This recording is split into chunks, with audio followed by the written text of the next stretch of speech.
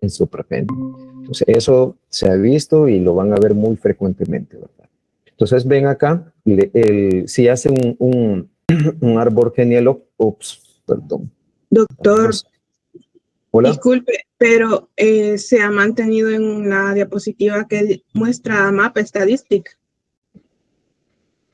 No le creo. No, algo está fallando aquí, no sé. Bueno, Sí, no sé, ¿están viendo esta donde dice herencia autosómica dominante? Ahorita se ha pasado. Entonces lo voy a presentar así, lo estaba presentando como modo de presentación. Doctor, si gusta ahí abajo donde está como un librito, ahí no va a tener problema en presentarlo un poquito más grande. Ahí, cabal. Aquí, gracias. Vamos a ver, así, hoy sí. Entonces les estaba hablando de esto, de las enfermedades, un resumen. Pues no, Hay problemas siempre. Sigue está presentando igual. Solo la pantalla, solo la ventana nada más. Y eso no permite que se vea toda la pantalla. Solo se presenta, ya sé cuál es el problema. Permítame. Entonces, vamos a hacer una cosa.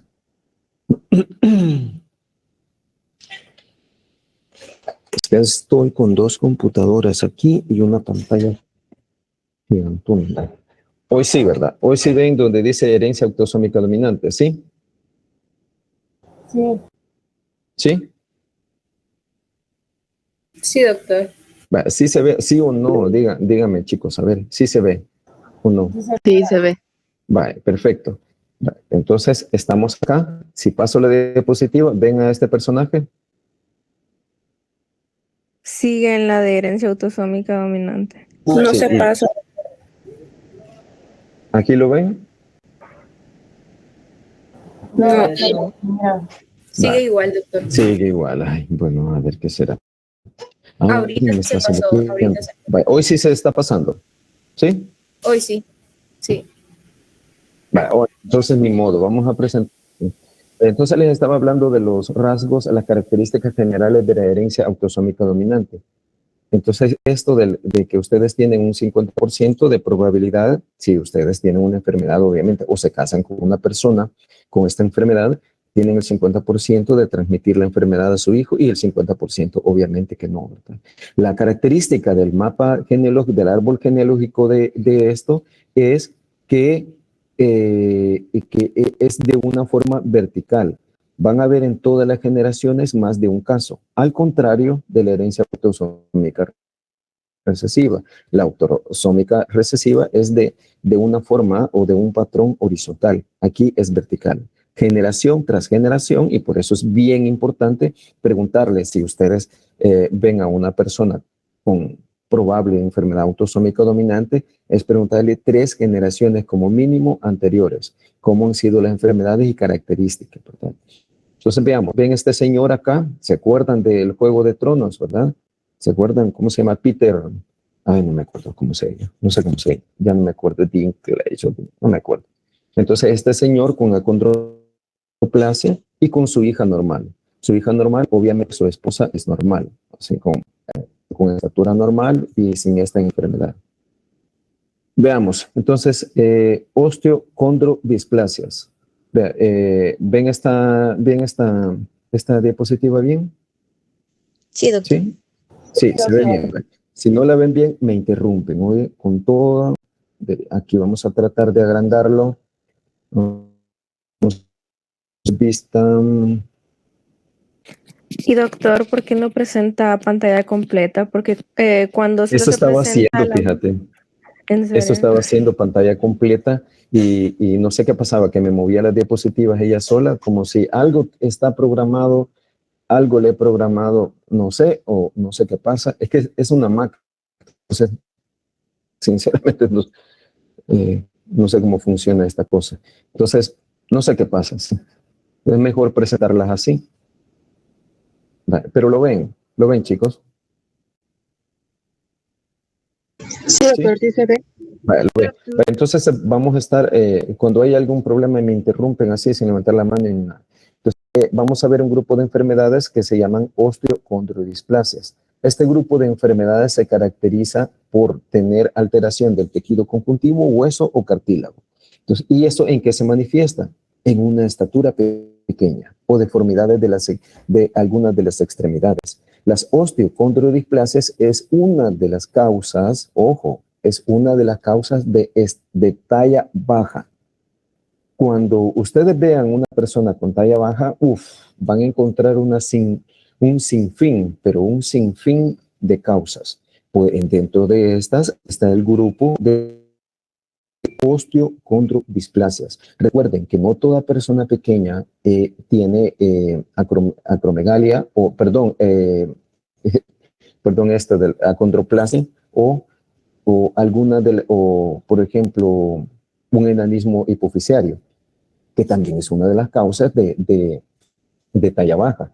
La talla baja se puede decir que es algo sindrómico. Es algo sindrómico que puede ser causado por miles de enfermedades. Cuando vean ustedes una persona con talla baja, tienen que conocer las formas características fenotípicas de cada uno de ellos. Por ejemplo, aquí tienen unas personas que al principio en un principio cualquiera deciría, no, esto es una acondroplasia. No, esto no es una acondroplasia. Si ustedes ven el rostro es normal, con características fenotípicas normales como cualquiera de nosotros. Pero las extremidades, como las ven acá, están disminuidas de tamaño y están arqueadas y tienen contracturas con deformaciones. A esto se le conoce como displasia diastrófica. Es una autosómica, ojo, imagínense, y lo más peligroso que es una autosómica recesiva. Eso quiere decir que usted se puede casar con alguien y obviamente tener un hijo con una displasia distrófica. Estos son unos hermanitos colombianos que ven aquí a la izquierda, ¿verdad? Entonces, cuyo gen tenían mutado, el gen LC26A2, ¿verdad? En el cromosoma 5. Es una displasia distrófica que lo que causa es una alteración, una contractura de las articulaciones con deformación de las extremidades y con la talla baja notable. Aquí tenemos a la otra condrodisplasia, a su derecha, la condrodisplasia rizomélica. La condrodisplasia rizomélica es una alteración de las extremidades que deja todas las extremidades, vean, de una forma aquí, vean, un acortamiento notable con una deformación de las manos.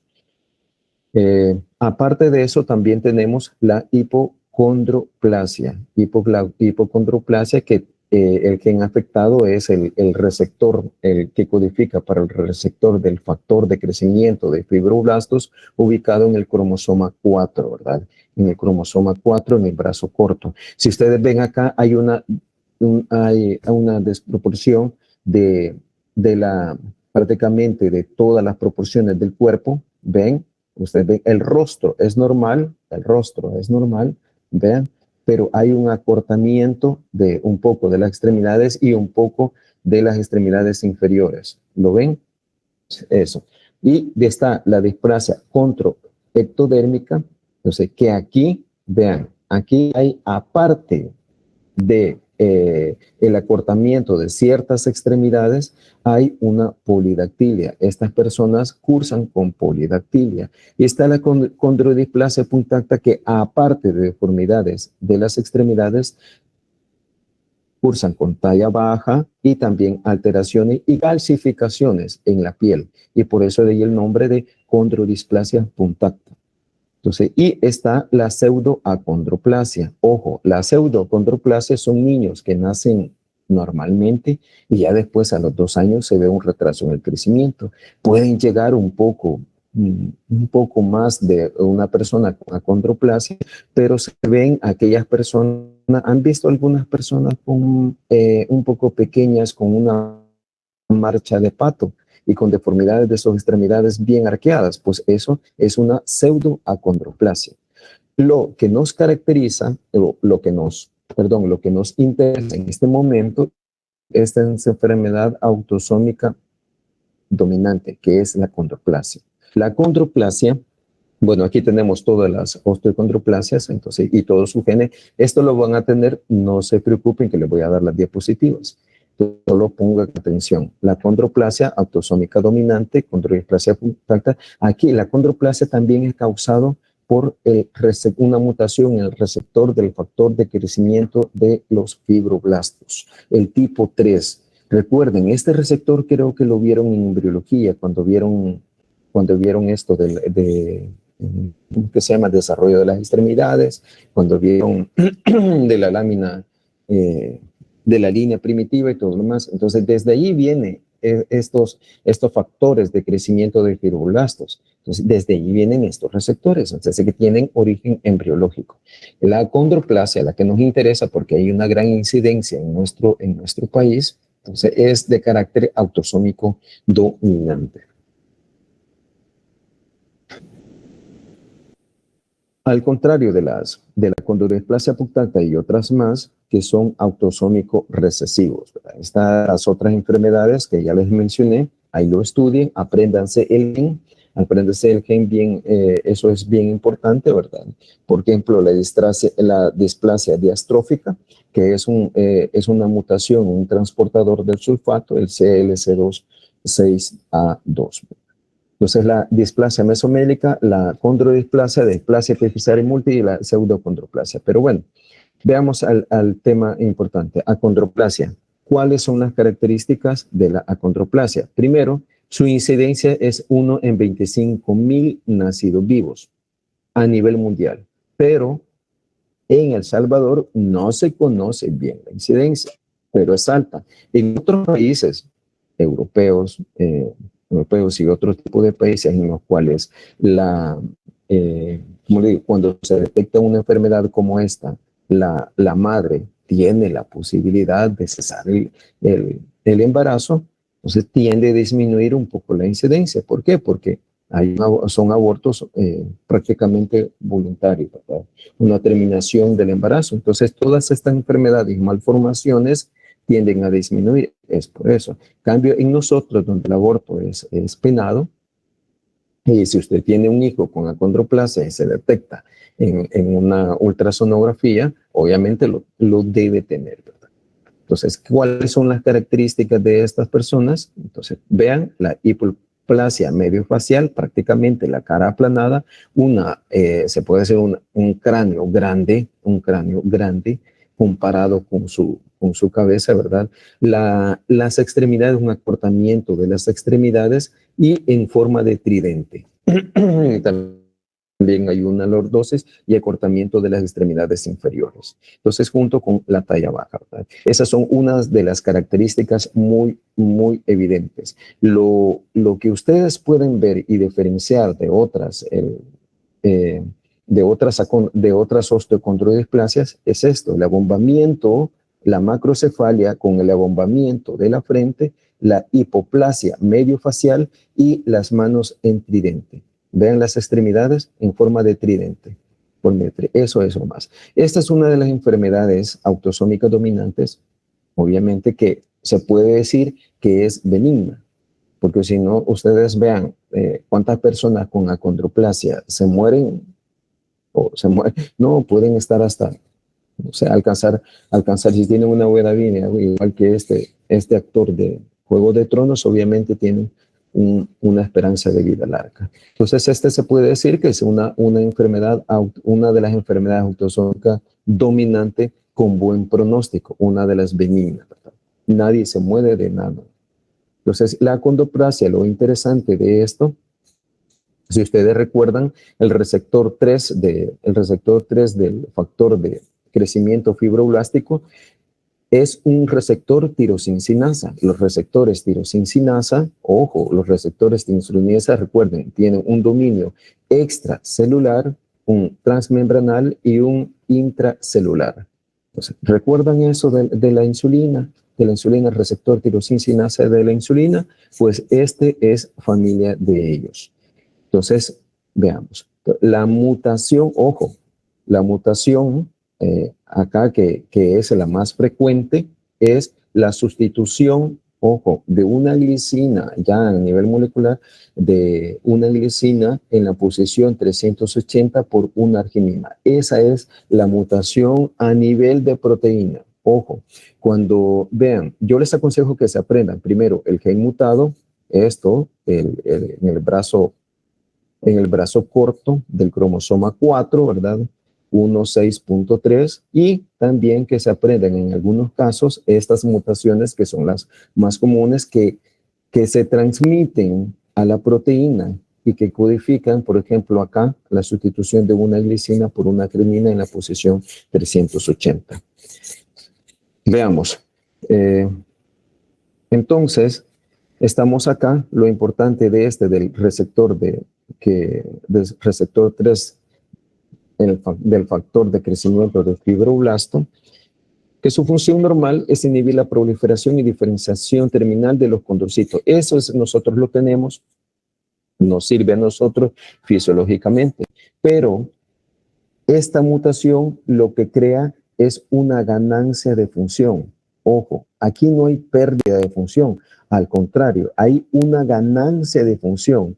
Eso quiere decir que las personas que tienen esta mutación obviamente van a tener superactiva a este receptor. Por lo tanto, va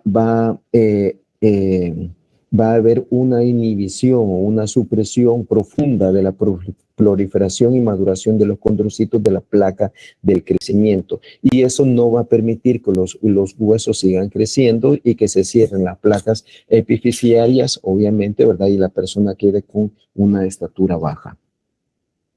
Entonces, veamos. Prevalencia, ya se los dije. La prevalencia, miren, no se la voy a preguntar, solamente si ya es frecuente o no es frecuente, posiblemente, pero la prevalencia no se la vayan a aprender. Entonces, pero sí la conózcanla porque hay unas enfermedades que son, por ejemplo, una como les digo, en 100,000 personas, pero esta, vean, la prevalencia va de 1 en 15,000 y 1 en 40,000. Ojo, la prevalencia y la incidencia de esta enfermedad tiene mucho que ver, pero mucho que ver con la edad paterna avanzada.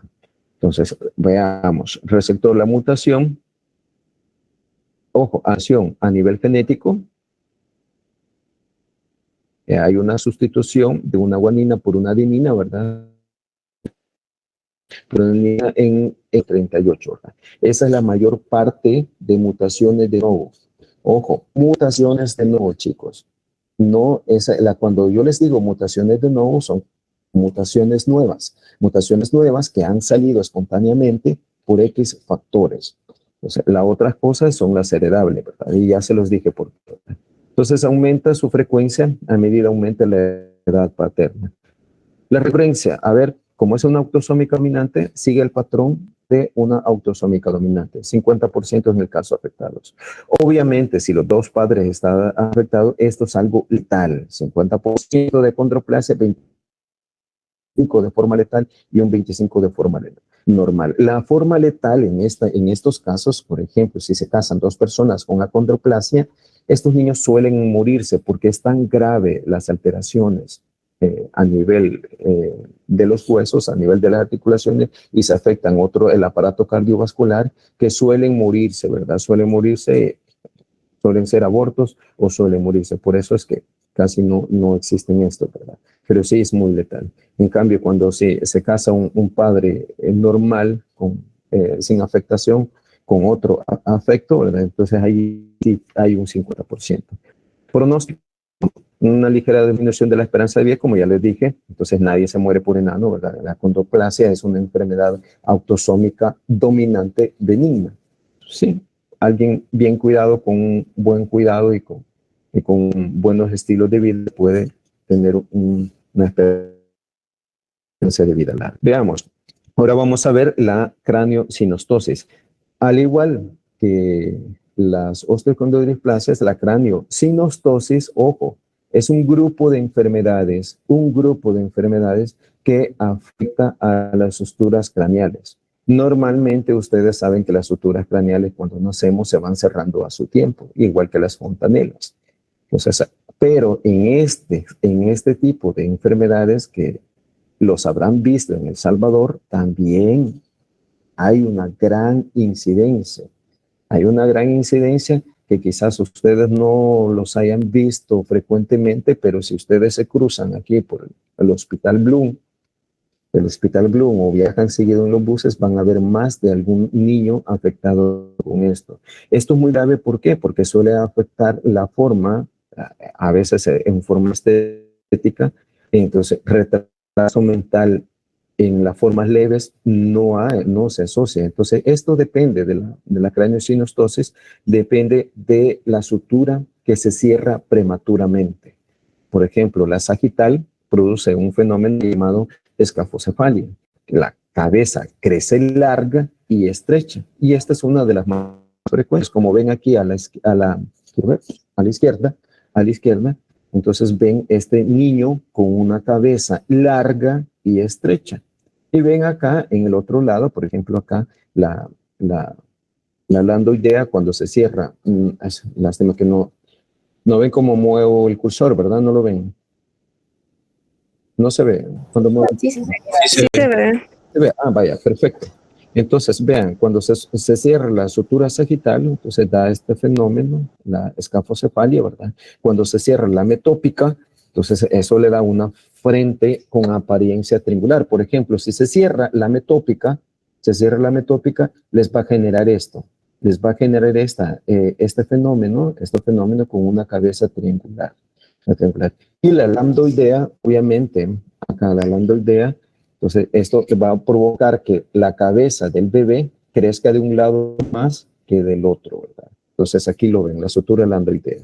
Entonces va a crecer una parte, ¿por qué? Porque una parte del cráneo va a tener una restricción de crecimiento. En cambio, la otra no, y obviamente va a crecer a donde le favorezca.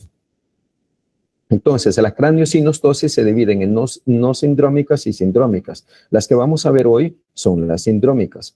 Síndrome de Apert, síndrome de Cruzon, Pfeiffer, el Cetre-Kotzen no lo vamos a ver porque es un poco más complejo, ¿verdad? Y también su incidencia es un poco baja. En nuestro país posiblemente haya uno que otro caso, ¿verdad? Pero lo vamos a dejar. Igual que en síndrome de Carpenter, lo vamos a dejar.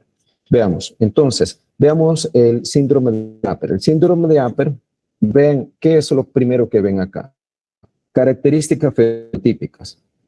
Ven el cráneo, ahí ven.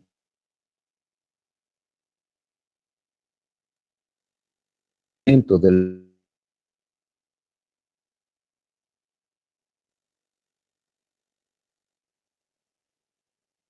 un abombamiento de la frente de él. A ver, chicos. A ver, chicos. Vamos.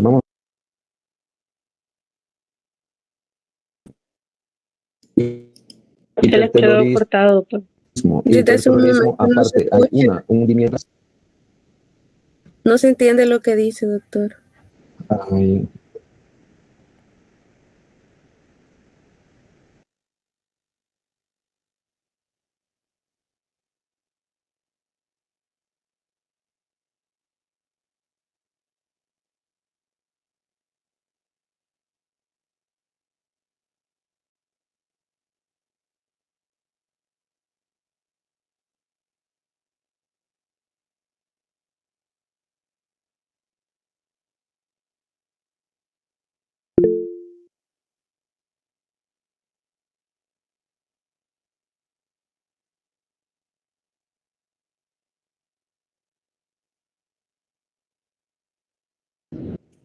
Hola, chicos. Hola. Ahorita sí se le oye. Sí. ¿En dónde nos quedamos, chicos? Desde que Cuando empezó a decir las características. Cuando empecé a decir las características de la Justo craneosinostosis. cuando pasó la diapositiva. Bye. Entonces no sé qué pasa, es la universidad. Estoy en la U, usted mejor me hubiera quedado en la casa. Bye. Entonces, como les estaba diciendo, aquí vamos a ver el síndrome de Apert. El síndrome de Apert, ven las características que hay acá. Les preguntaba esto, ¿cómo se llama esto del distanciamiento de los ojos? Entonces, a ver cómo se llama el distanciamiento exagerado de los ojos. Chicos. Hipertelorismo, chicos, sí, correcto, hipertelorismo. Entonces, ven las características fenotípicas del síndrome de Apert. Aquí se pueden ver afectada la sutura coronal, la sagital, la escamosa y la landoidea, lo que produce este tipo de cráneo. Entonces, esto es frecuente también aquí en El Salvador. Van a ver, por ejemplo, en el D, en las características fenotípicas que ven en el D, esto lo más de alguna vez lo han visto acá en nuestro país. Otra característica de este síndrome es que cursan con sindactilia, como lo ven acá en la imagen B, acá en la imagen B con sindactilia, y una deformación de las extremidades lo pueden cursar. Aparte de eso, el problema de ellos es que tienen una protusión ocular y tienen una mala oclusión y un manejo defectuoso de las secreciones. Entonces, ¿esto se puede corregir con cirugía? Sí se puede corregir con cirugía. ¿Cursan con retraso mental estas personas? No suelen cursar, y si acaso lo hacen con medio deficiencia mental. Cuando ustedes vean una enfermedad sindrómica, tienen que preguntarse cuáles son las afectaciones y el retraso mental, si hay o no hay retraso mental, ¿verdad? Entonces, esto es el síndrome de Apert. Quiero ver dónde voy. Vale. Entonces, el síndrome de Apert, su incidencia anda 1 en 100,000 a 1 en 160,000 vivos, ¿verdad? El gen afectado es el gen aquí, al contrario de la condroplasia, el gen es el gen que codifica para el receptor 2 del factor de crecimiento de fibroblasto, ¿verdad? Ubicado en el cromosoma 10. La edad paterna, ojo, chicos, chicas, mejor dicho, la edad paterna se ha asociado mucho, pero mucho con las mutaciones de novo. Pues, ¿se hereda esto? Sí, claro que se hereda. Obviamente, si alguien se casa con una persona con esto, obviamente va a tener una persona, puede tener 50% de probabilidad de tener una persona con este tipo de enfermedad. Entonces, pero las mutaciones de novo se asocian mucho, pero mucho con la edad paterna. Entonces, consejo genético, ojo, ¿qué le van a decir? Por ejemplo, si una persona viene y dice, bueno, tuve un hijo con síndrome de Apert, con características de síndrome de Apert. Entonces, su riesgo de recurrencia de hijos afectados para padres no afectos, ojo, para padres no afectos es bajo. Estamos hablando de las mutaciones de novo, ¿verdad? Y el riesgo de un paciente afectado, obviamente, como es una autosómica dominante, va a ser el 50%. Veamos, síndrome de Creutzfeldt. El síndrome de Creutzfeldt es otra enfermedad, otra patología también muy frecuente acá. La desventaja que acá a veces las personas confunden el síndrome de Creutzfeldt con el síndrome de Apert. ¿Por qué? Porque se parecen bastante. Vean, pero aquí la protusión lingual con la deformación, con la protusión de los glóbulos oculares es más notable. Aquí se ve afectada tanto la sutura coronal, la sagital y la landoidea, ¿verdad?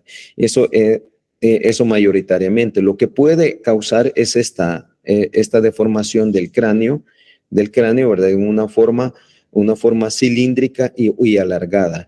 El hipertelorismo ocular, como lo ven acá, también es notable con la protusión ocular. Con la protusión ocular, también la protusión lingual, y esto les causa un problema de deglución a los recién nacidos, ¿verdad? Un problema de deglución y un problema de manejo de las secreciones.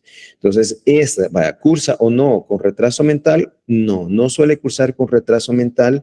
Hay personas se los digo, que llegan a ser profesionales y con este tipo de enfermedad. Lo que sí es un problema a nivel de secreción, de manejo de secreción, de alimentación en el periodo neonatal o lactante también, ¿verdad? Esto es el síndrome de Crouzon. La prevalencia es, bueno, en Europa, ¿verdad? Aquí no se ha estimado una prevalencia, pero llega apenas al 0.1 por 100,000 casos. Aquí sí van a haber muchos casos, más cuando pasen rotando en el Hospital Bloom, ¿verdad? Una mutación común, hay una sustitución de una guanina por una adenina, ¿verdad? En la posición 1032. Eso es muy importante. Ojo, también aquí el gen afectado es el receptor 2 del factor de crecimiento de fibroblastos, al igual que el síndrome de Apert. Y como les dije anteriormente, había muchos genes con fenotipos diferentes, pues este es un ejemplo. Mutaciones del mismo gen puede causar diferentes patologías, dependiendo de dónde sea la mutación, ¿verdad? La mutación, obviamente, el síndrome de Crouzon es diferente, el punto de mutación es diferente del síndrome de Apert. Hay un tipo de síndrome de Crouzon que se asocia a acanthosis nigricans, pero que afecta al receptor 3 del factor de crecimiento fibroblástico. Veamos, entonces, vean, otra de las últimas que le traigo de la craneosinostosis es el síndrome de Pfeiffer. El síndrome de Pfeiffer, si ustedes ven, chicos, chicos, acá, los muchachos, ven esta señora, no se ve afecta. ¿Ven las características de esta señora? A ver, si yo les pongo un caso de la fase de esta señora, ¿cuál es lo malo de ella? A ver, ¿qué le notan? La distancia entre los dos.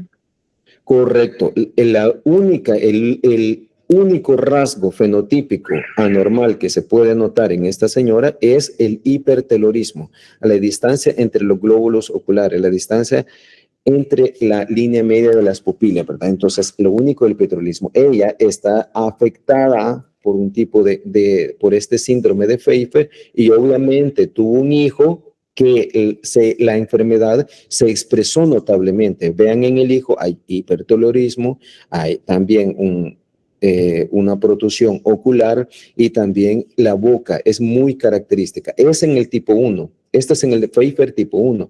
El Pfeiffer tipo 2, esto es una de las craneosinostosis más graves. Entonces ya no se diga el tipo 3, ¿verdad? Pero el Pfeiffer tipo 2 se le llama los niños con cabeza de trébol.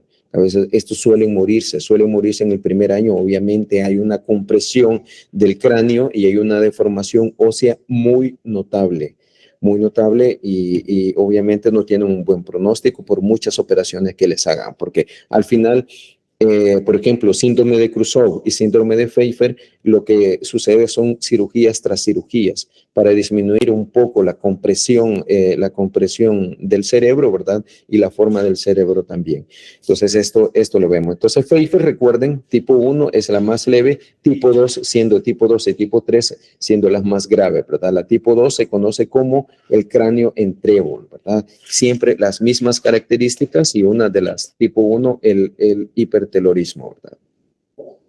Entonces, la incidencia del Pfeiffer anda 1 en 100,000, afecta a ambos sexos, obviamente, ¿verdad? Es una autosómica dominante. Las mutaciones de novo se correlacionan siempre al gen que codifica el receptor 2 del factor de crecimiento de fibroblasto, ¿verdad? Entonces, y algunas se han visto con el receptor 1, ¿verdad? Siempre yo les voy a preguntar el gen que está afectado frecuentemente o en mayor porcentaje. Entonces, eso es lo que yo les voy a preguntar. Oye, no es malo que ustedes conozcan otro tipo de mutaciones, ¿verdad? Vamos rápido porque ya nos está comiendo el tiempo. Vamos, síndrome de Noonan, características. Características del síndrome de Noonan. ¿Qué es lo que ven acá? ¿Qué es características fenotípicas? Ojo, chicos, miren. Las preguntas van a ser características fenotípicas con gen mutado. Simple y sencillamente. Entonces, esas van a ser las preguntas, mis preguntas de examen. Entonces, ¿qué características ven acá, chicos? A ver, rápido. Ajá. El tamaño del cuello El sería. cuello corto. El tamaño del cuello, ¿eso cómo se llama el tamaño del cuello, por ejemplo, acá? ¿Cómo se llama este fenómeno? ¿Cómo se llama? Pterygium colli, se llama Pterygium colli. Y aparte de eso, ¿qué más ven? Hay cierto distanciamiento, hay cierto hipertelorismo, ven, hay cierto hipertelorismo y casi todas las niñas, vean esta niña tan linda, miren, pero si ustedes ponen, ay, no creo, ay Dios, ya comenzaron a hacer bulla aquí. Si ustedes ven acá, me voy a pasar de lugar, permítanme.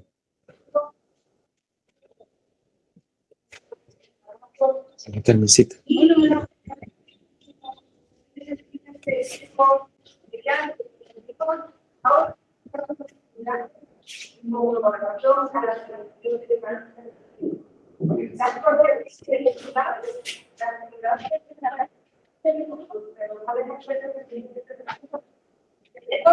Como les decía, chicos, a ver, entonces, miren, no sé quién está saboteando la clase, pero algo comenzaron a hacer bulla.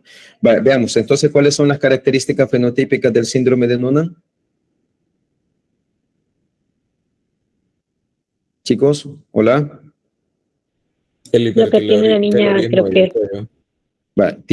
Miren, en este tiene hipertelorismo y vean, casi todos los casos tienen la punta de la nariz ensanchada. Tienen Pterygium colli. A ver, ¿qué otra enfermedad cromosómica cursa con Pterygium colli?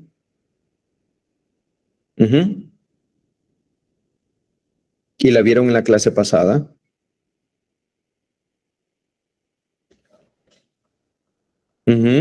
Turner, hijos, Turner. Acuérdense, Turner también cursaba en un 25% con Pterygium colli. Entonces, cuando ustedes vean una persona con Pterygium colli acá, quiere decir que está asociado con una cardiopatía. El fenómeno de una afectación cardíaca en el periodo embrionario ha sido tan grave que ha causado un edema de los tejidos blandos acá a nivel del cuello que se manifiesta con Pterygium colli, ¿verdad? Aparte de eso, ven las mamilas, la distancia intermamilar muy ancha y hay pectum excavatum en la parte inferior y carinatum en la parte superior.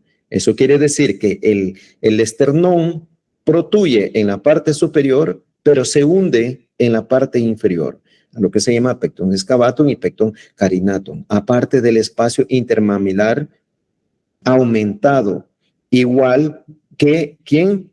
Por ejemplo, si ustedes ven una niña con esto, una niña pequeña, con esto, con Pterygium colli, el espacio intermamilar aumentado y con hipertelorismo, ustedes dirían, bueno, no, esto es un Turner. A ver, esto es un Turner, sí.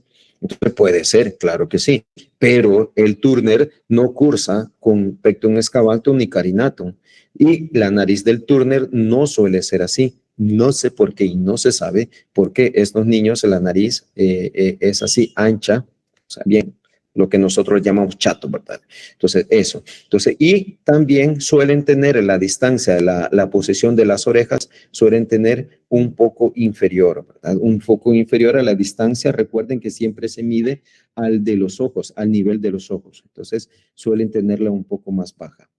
¿Sí? ¿Estamos? Entonces, este es el síndrome de Noonan. ¿Cuál es el problema del síndrome de Noonan? La cardiopatía, que se asocia mucho a cardiopatía un 50% de los casos. Entonces, por eso, cuando ustedes vean un niño acá, que hasta en películas han salido, entonces, ahí no solamente son las características fenotípicas. Entonces, la estenosis valvular pulmonar de un 50 a 60%. Eso es uno de los problemas más notables de este tipo de patología, ¿verdad? Entonces vamos esto no se lo voy a leer, lo leen después, le voy a dar las diapositivas y lo leen después. Entonces la prevalencia de Noonan de 1 en 1000, ojo, miren, la prevalencia de Noonan de 1 en 1000 a 1 en 2500. ¿Quién sabe que ustedes, chicas, se lleguen a casar o chicos se lleguen a casar con una persona con este síndrome, ¿verdad? ¿Por qué? Porque no tiene grandes rasgos a simple vista, ¿verdad? Y ya enamorados ustedes y todo eso, ahí dicen, bueno, ni modo, ¿verdad? Entonces, la etiología es el gen, este gen de una proteína fosfatasa no receptor tipo 11, el PTPN11, ¿verdad? Que se ubica en el cromosoma 2 en el brazo largo. Ese es la mayor parte de mutaciones, un 50%, ¿verdad? Entonces, mutaciones tipo missense. Y ojo, aquí hay una hiperactividad de la proteína que codifica este gen. De ahí tienen otros genes, por ejemplo, SOS1, RIT, RAF1 y CARRAS. Cuando CARRAS está afectado y produce esta enfermedad, entonces ya se denomina o entra en otro grupo de enfermedades llamados rasopatías, ¿verdad? Ojo, vean, en los casos familiares, vean, esto es muy importante, casos familiares aumenta la transmisión materna en una incidencia de 3 a 1, ¿verdad? Entonces, también en los casos de novo puede ser de origen paterno, pero en los casos familiares, origen materno, muy importante, ¿verdad? Noonan, estamos hablando de Noonan y no lo vayan a confundir con un Turner. Entonces, veamos otro de los síndromes que también lo van a ver frecuentemente. Ven estos chicos, ¿qué es lo que les llama la atención? A ver estos chicos, a ver, ¿qué es lo que les llama la atención? La nariz. La nariz, aparte de la nariz. Es Con 3 cejas. La ceja, correcto. Hay sinofridia. Vean, nosotros generalmente, o alguna de las chicas también comienzan a depilarse ahí en medio de la ceja, ¿verdad? Pero normalmente les salen 1 o 3 pelitos, ¿verdad? Pero estos chicos, hay una unión exagerada y las cejas son muy arqueadas. Las cejas son demasiadas arqueadas, la nariz puntiforme, vean, en algunos casos puede haber cierto hipertelorismo y puede haber un hundimiento.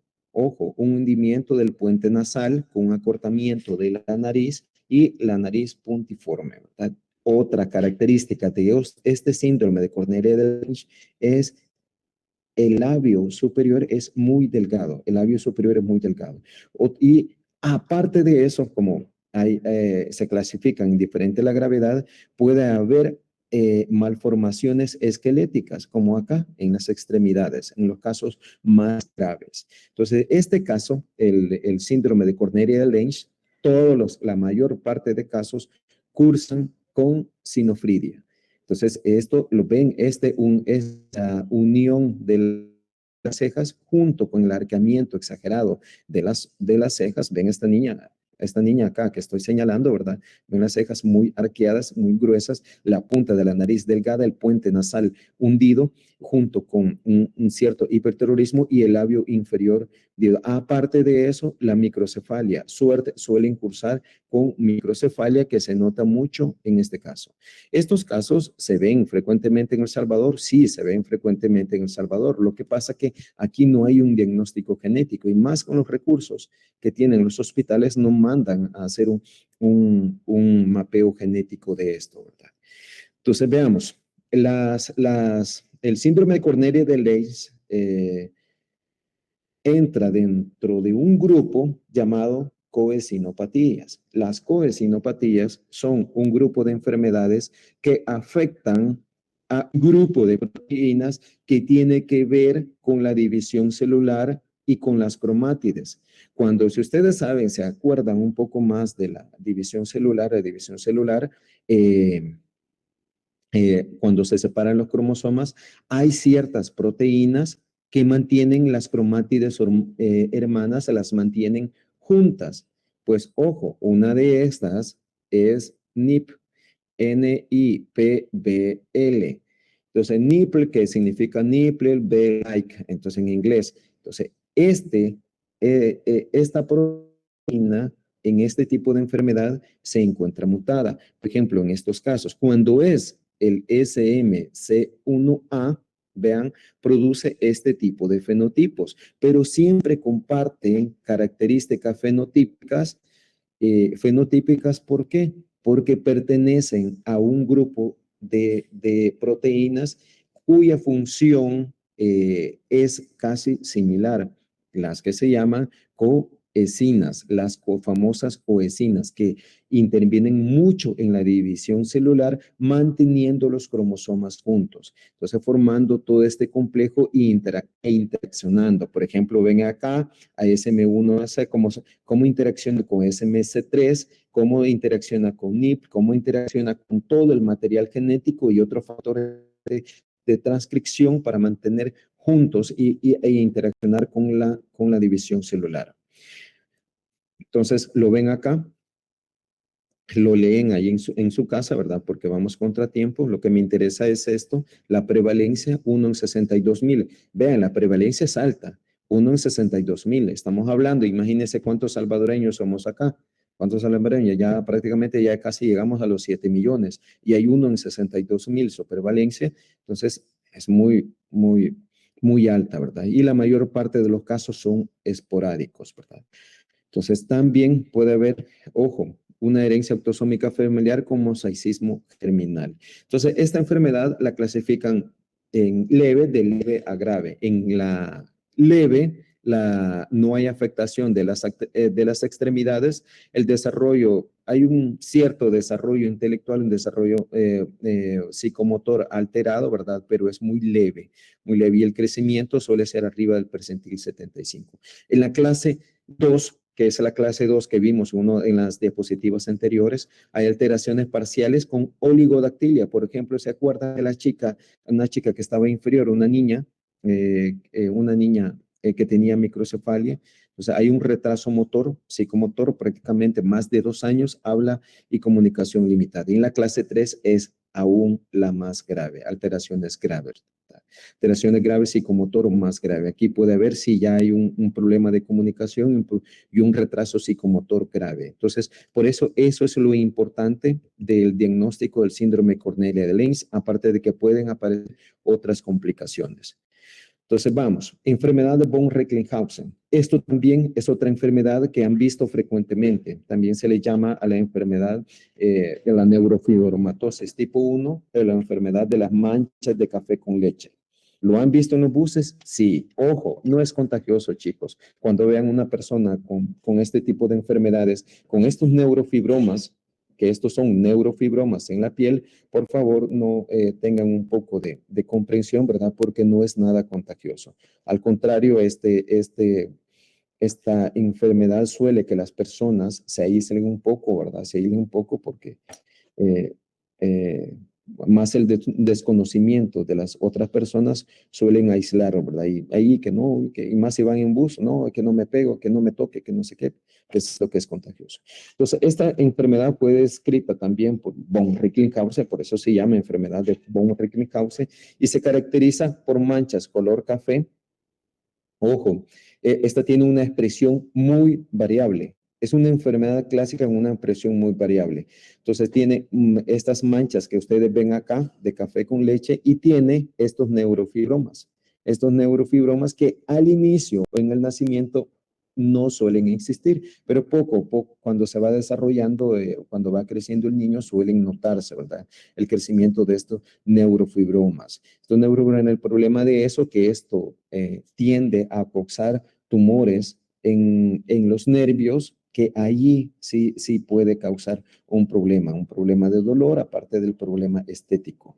Entonces, ¿cuál es el problema acá? El problema es esta proteína, que el gen NF1, que codifica a la neurofibromina. La neurofibromina es una proteína que inactiva a RAS unido a GTP. Recuerda, ¿se acuerdan de RAS, que es una proteína de unión a nucleótidos, a nucleótidos de guanina, que cuando se encuentra activa proteína, es una proteína G, ¿verdad? Entonces, pero monomérica. Entonces, RAS, cuando se encuentra unida a GTP, se encuentra activa. Pero la neurofibromina, su función es desactivarla y escindir este GTP para que quede RAS en su forma inactiva unida a GDP.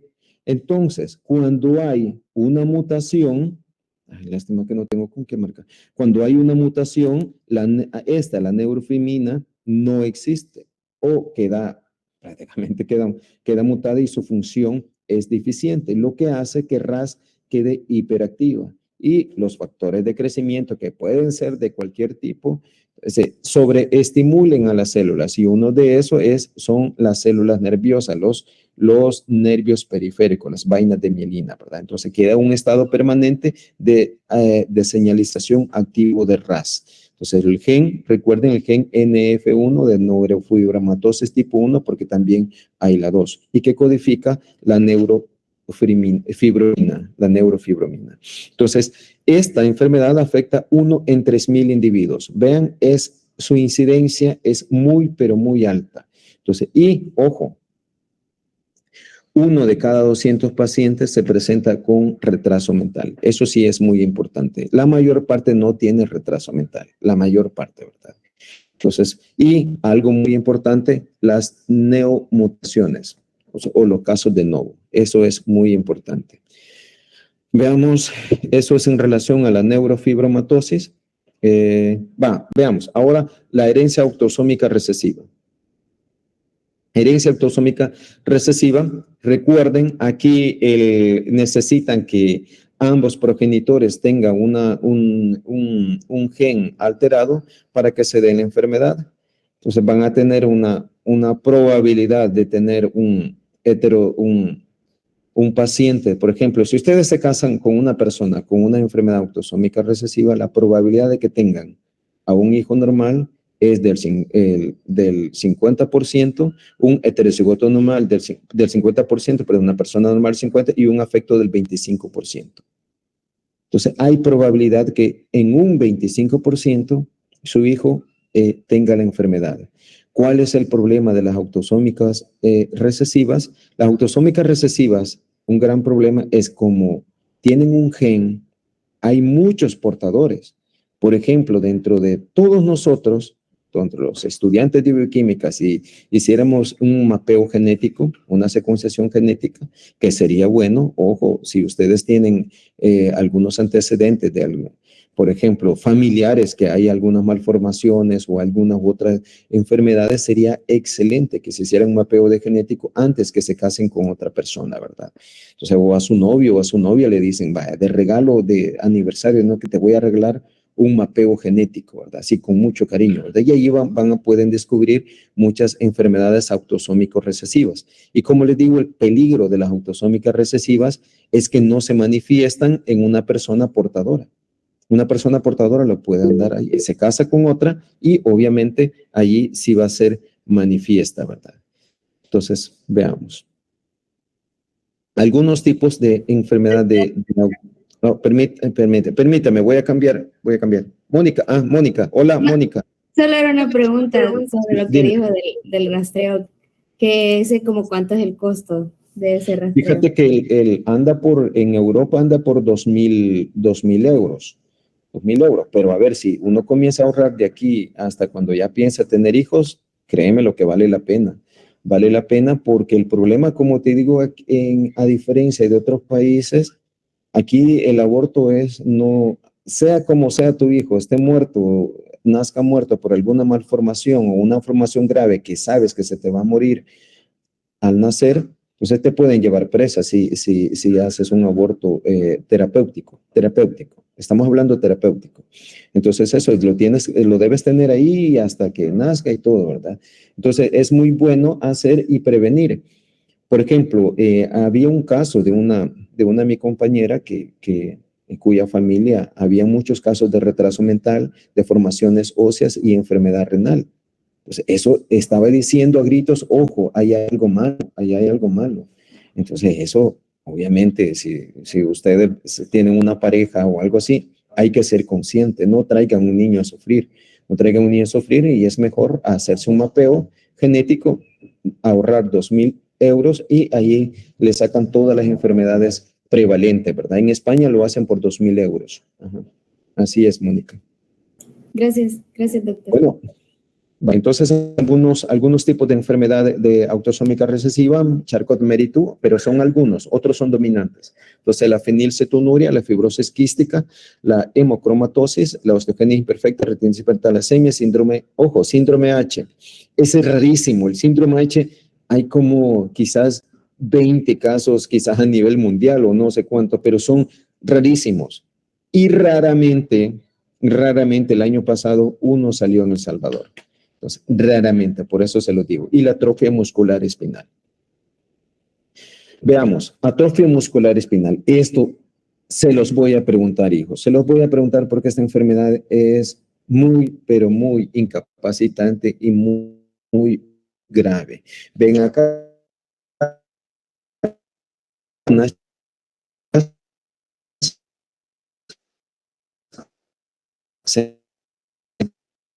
sentadas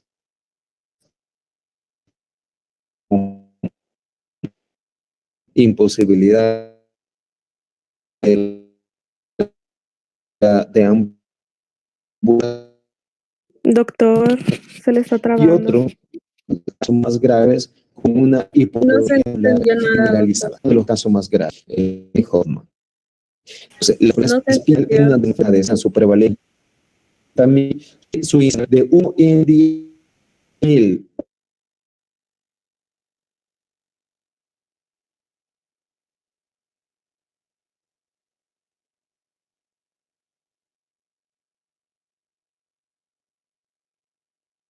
Ay, perdón, chicos, perdón. Me sacó, es que, mire, se lo digo, me hubiera quedado en la casa porque aquí, no sé qué pasa, creo que están cambiando a fibra óptica y esto está un poco irregular.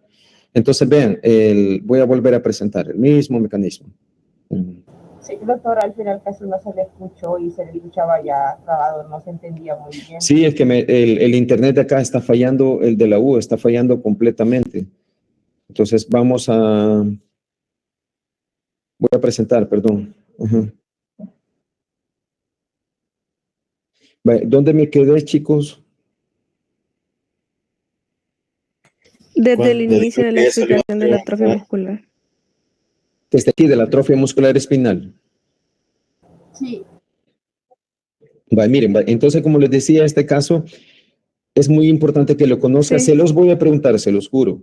Entonces, créanme, en el examen, en discusión, en donde sea, se los voy a preguntar. Es porque me interesa que aprendan esto. Lo van a ver mucho en su práctica del Bloom. Son niños que nacen con una hipotonía muscular, con problemas de deglución, problemas de lactancia, con problemas de manejo de secreción y problemas de respiración. Y otros niños nacen normal, como ven estas dos niñas preciosas que están acá, nacen normal, pero poco a poco van perdiendo la deambulación hasta quedar confinadas a sillas de ruedas. Es muy frecuente, sí es muy frecuente. Vean, la prevalencia de 1 en 80,000 y la incidencia de 1 en 10,000. El problema y la famosa de la atrofia muscular espinal o AME, como la quieran llamar ustedes, el problema de esto que es una enfermedad que si no es diagnosticada a tiempo, puede llevar a otros problemas y puede llevar a un estilo de vida, pero muy difícil, ¿verdad? Más con los niños, ¿verdad? Entonces, vean acá, este niño con una hipotonía muscular se encuentra prácticamente flácido.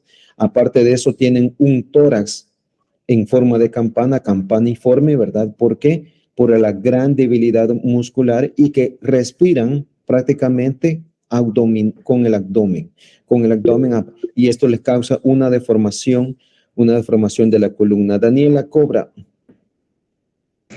Buenos días, doctor. Solo quería comunicarle que algunos compañeros nos vamos a tener que salir porque ahorita ya vamos a clase de micro. Hijos, y viene lo más importante, hijos preciosos. Sí, doctor, como toman asistencia y si no, no nos dejan hacer el práctico. Está bien, chicos, dejemos aquí la clase entonces. Bye. Está bien, ahí se las paso entonces. Se las paso, váyanse a su clase. El B puede seguir aquí, solo nosotros somos los que tenemos clase de microanatomía ahorita. Vaya, está bien, hija, está bien, Daniela. Está bien, vaya, voy a seguir con los que se han quedado. Está bien. Vaya, está bien, pueden retirarse, chicos, retírense. Vamos a hacer un minuto para que se retiren. Voy a traer café. Gracias.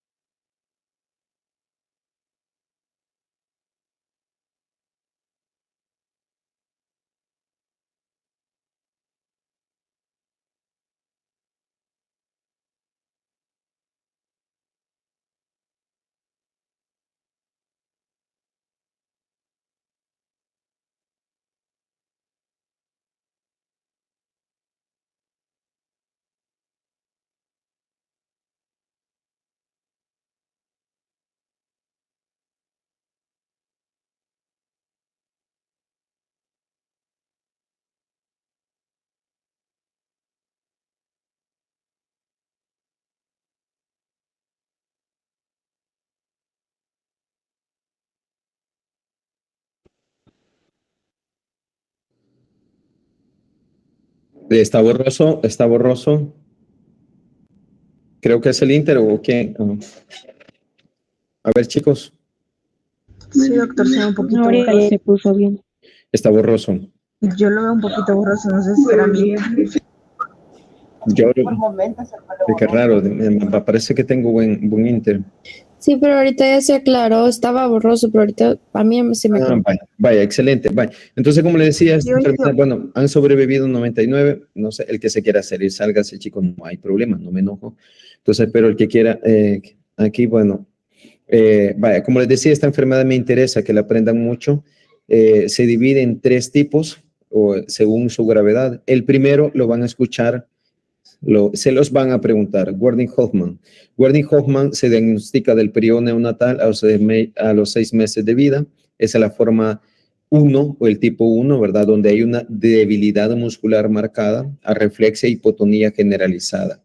Entonces hay fasciculación lingual. El llanto débil, el problema de estos niños es que no pueden expulsar bien sus secreciones y tampoco pueden lactar bien.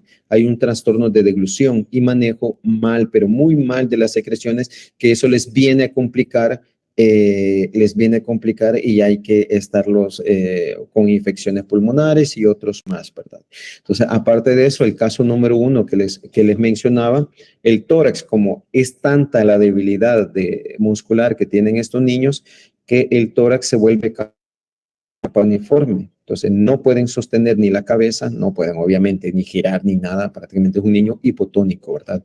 Y su muerte, algo muy importante, estos casos son muy, pero muy graves, su muerte es antes de los 2 años. Gordon-Hoffmann. Pues la forma intermedia es la tipo 2, se diagnostica a los 6 meses y antes de los 18 meses, donde comienzan a manifestar los signos y los síntomas, pueden sentarse, pero nunca llegan a deambular, ¿verdad? Y hay siempre atrofia muscular. La tipo 3, o de Kugelberg-Welander, es más de los 18 meses, un niño nace bien, lacta bien, ¿verdad? Puede lactar bien y todo lo normal hasta los 18 meses, entonces puede caminar bien alegre, las mamás pueden hablar, pero luego van viendo que hay problemas en la deambulación, ¿verdad? ¿Pueden tener silla de ruedas? Pues sí, en los casos pueden llegar a tener silla de ruedas o pueden deambular con una andadera o si acaso llegan a complicarse, ¿verdad? En los tipo 4, que se diagnostican en la segunda o tercera década de la vida, deambulan durante toda su vida, entonces con una afectación clínica leve, moderada. Estos, como les digo, como no se manifiestan muy seguido, imagínense si es un tipo que se parece a Brad Pitt y las chicas se enamoran de él, ¿verdad? Viene con este tipo de enfermedad, obviamente van a tener un hijo con esta enfermedad, pueden tener también un hijo con esta enfermedad, ¿verdad? Entonces veamos cuál es el problema acá. El problema es con este gen que se llama SMN1, que se encuentra en el cromosoma 5. Este gen se encuentra duplicado en forma inversa. Ojo, chicos. A ver, duplicado en forma inversa. Uno de una forma centromérica, que es el SMN2. Eso es Survivor Motor Neuron, así, 2 y el 1, ¿verdad? Entonces, el 2, generalmente codifica una proteína que tiene un 10% de funcionabilidad, pero el que codifica y el que generalmente se encuentra mutado es el SMN1. El SN, se lo voy a explicar bien despacio para que lo entiendan, o mejor dicho, para que yo me dé a entender. La diferencia entre este gen y el otro gen es que en el exón 7, vean acá, estos tienen 9 exones. En el exón 7 hay en DSM2 hay una timina, en cambio en SMN1 en la posición 840 en el exón 7 hay una citosina. Esa es la única diferencia. De ahí tienen 9 exones. Pero esta pequeña gran diferencia hace que el que sea funcional y el que dé la proteína para que la neurona se desarrolle adecuadamente es SMN1. Entonces, al mutarse SMN1, quien codifica en un pequeño porcentaje de la proteína es SMN2. SMN2, que es el duplicado de este gen, SMN1. Si ustedes ven acá, tienen prácticamente la misma posición, pero está de forma inversa. Una de forma centromérica y una de forma telomérica. Permítame.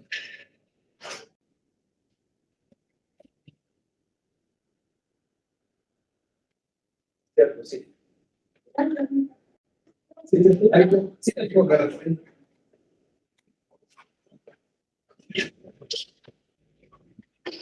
Vale, entonces, como les decía, chicos, entonces existen dos genes acá, en el cromosoma 5, en el, quiero ver, el brazo largo, en el cromosoma 5 del brazo largo. Entonces, ¿qué está duplicado? Hay un cromosoma que es el SM1. El SM1 es el que codifica la proteína funcional y un pequeño porcentaje, el SMN2. Cuando existe, ojo, cuando existe una mutación de SMN1 es lo que produce la atrofia muscular espinal y que generalmente existe, ojo, en el exón 7. En el exón 7 existe una mutación y eso hace que el exón 6 se una al exón 8. Por lo tanto, desaparece el exón 7 y crea una proteína defectuosa. Lo que hace que las astas anteriores de la médula espinal prácticamente entren en apoptosis. ¿Por qué? Porque esta proteína es necesaria para el funcionamiento y la síntesis de proteínas a nivel de las astas anteriores, lo que crea una atrofia muscular espinal. Y si ustedes recuerdan clase de microanatomía, las astas anteriores son las motoras. Ahí son las motoras donde tienen neuronas motoras, obviamente, y hay una pérdida progresiva de las neuronas motoras. ¿Por qué? Porque este gen no codifica a esta proteína adecuadamente. Entonces, lo que crea una alteración en la codificación de otras proteínas necesarias para el buen funcionamiento de las neuronas en las astas anteriores de la médula espinal. Entonces, si estamos hablando de médula espinal, obviamente estamos hablando de neuronas motoras, ¿verdad? Entonces, veamos. Entonces, el 95% de los casos están causados por lesiones homocigóticas del exón 7. Entonces, el exón 7 y ocasionalmente el 7 y el 8, ¿verdad? En SM1, que se encuentra en el cromosoma 5. Herencia y riesgo, lo que más interesa. La herencia, el incidente y las transmisiones de las lesiones es autosómica recesiva. Ese es un peligro, recuerden. Ustedes pueden juntarse dos personas con esta patología, ser portadores, por ejemplo, una atrofia muscular a la tipo 4, ustedes pueden andar tranquilamente. Entonces, si se pueden juntar por amor, ¿verdad? Y luego se pueden casar y tener un hijo con atrofia muscular espinal. Entonces, alrededor del 2% son mutaciones de novo. Es muy bajo, no es muy bajo, la verdad es que es muy bajo. No es como la condroplasia, que la condroplasia, las mutaciones de novo, igual que Crusoe, igual que Pfeiffer, igual que las otras que les había mencionado, son muy altas las mutaciones de novo. Aquí es muy bajo, ¿verdad? Estamos. Entonces, otro punto muy importante, que aparte del gen SMN1 y SM2 que están relacionados, entonces hay otro gen que se ha identificado en un pequeño porcentaje, entonces, que es el NAIP. Entonces, las deleciones en este gen. Entonces, esto es la atrofia muscular espinal. Recuerden, chicos, esto urge a diagnosticar, urge que conozcan esta patología, porque tienden a complicarse mucho, pero mucho los niños, ¿verdad? Bueno, vamos a la otra enfermedad, que es la fibrosis. ¿Vieron la fibrosis quística en la clase pasada? Hola. Hola, chicos. Creo que no, doctor. ¿La vieron o no la vieron en enfermedades, en bioquímica de las enfermedades? Así nos ahorramos esta enfermedad. sí medio la mencionó, pero no profundizó mucho. Vale, miren, la fibrosis quística no es nada más que una alteración de un regulador de la conductancia transmembranal que se encuentra en muchos tejidos. Se encuentra en el páncreas, se encuentra en el pulmón y se encuentra en otras glándulas. Entonces, este transportador tiene que ver mucho con los electrolitos, con el cloruro, tiene que ver. Y dependiendo de la mutación donde sea, así va a ser la gravedad de la fibrosis quística. La fibrosis quística en El Salvador tiene mucha incidencia, mucha prevalencia y mucha incidencia. Hay una asociación acá de fibrosis quística en El Salvador que ha contabilizado alrededor de unas personas, de 300 personas afectadas con esto, pero con la mutación más común, ¿verdad? Entonces, que es de una fenilanina que es la 380. Entonces, pero hay otro tipo de mutaciones que no se diagnostican y que los niños tienen problemas de manejo también, de manejo de secreciones, de infecciones recurrentes, por ejemplo, infecciones pulmonares recurrentes. ¿Por qué? Porque está afectado este transportador, ¿verdad? Que tiene que ver con mucho el intercambio hidroelectrolítico con el cloruro. Entonces, de ahí que se han dividido, según las mutaciones que se han dividido en 6 grupos. Por ejemplo, las mutaciones del grupo 1, sin sentido, ¿verdad? Puede cambiar una glicina, puede cambiar por otro aminoácido en la posición 542 de este transportador. Entonces pueden hacer mutaciones sin sentidos o a nivel genético pueden ser fenómenos de splicing, ¿verdad? De splicing, entonces de mutaciones o si no de parada. Las mutaciones 2, ojo, las mutaciones 1 son acá a nivel genético, o sea que no se produce la proteína, simple y sencillamente no hay producción de proteína. Es una de las, prácticamente se puede decir, una de las más graves. Entonces, la mutación 2, la clase de mutaciones 2, hay un problema en la maduración. ¿La proteína se produce? Sí, se produce. Pero cuando ya pasa al retículo endoplasmático, el aparato de Golgi, hay un problema de maduración. Entonces, allí suele degradarse. Entonces, debe degradarse por las chaperonas y todo lo demás, ¿verdad? Que interaccionan con esta proteína y por lo tanto las proteínas inmaduras quedan ancladas a las chaperonas y luego se degradan. Eso también, obviamente, ni siquiera llega a la membrana plasmática y suelen quedarse acá, ¿verdad? Entonces, eso es. Acá, vean, esto es bien importante, la mutación más importante que la que se ha detectado es de una fenilalanina, la 508, una de lesión de una fenilalanina. Entonces, que es la más importante de este grupo y que suele ser la más frecuente. Ojo, chicos. Entonces, la clase 3 se altera la regulación del canal, reduciendo su activación, ¿verdad? Y su interacción con el ATP. Aquí llega la proteína, la KC3 llega proteína a la membrana mitocondrial, pero ¿qué sucede? No puede interactuar adecuadamente con el ATP, que es la mutación de la clase 3. Puede haber ciertas proteínas funcionales. El clase 4 son mutaciones, aquí ven la clase 4, mutaciones que cambian los aminoácidos que forman el poro que se forma en este canal. Entonces, y hay unas mutaciones que codifican para otros aminoácidos diferentes de los normales, por lo tanto, cambian estos aminoácidos y no hay un intercambio hidroelectrolítico adecuado. Eso es la clase tipo 4. Y las 5, ojo, las 5 son las que producen la disminución también, la síntesis de proteínas también disminuyen la síntesis de proteína, la clase 5. Entonces, pero son con diferentes mutaciones, son diferentes, un efecto de mutaciones sin sentido, ¿verdad? Entonces, pero que en parte también puede haber proteína funcional. La clase 6, mutaciones que determinan la pérdida del extremo carboxilo terminal. La clase 6, que la pérdida del carboxilo terminal. Entonces, tanto los grupos amino como los grupos hilo de una proteína son los que estabilizan y anclan y pueden anclar a una proteína a otros elementos. Por lo tanto, esto le crea diferente inestabilidad.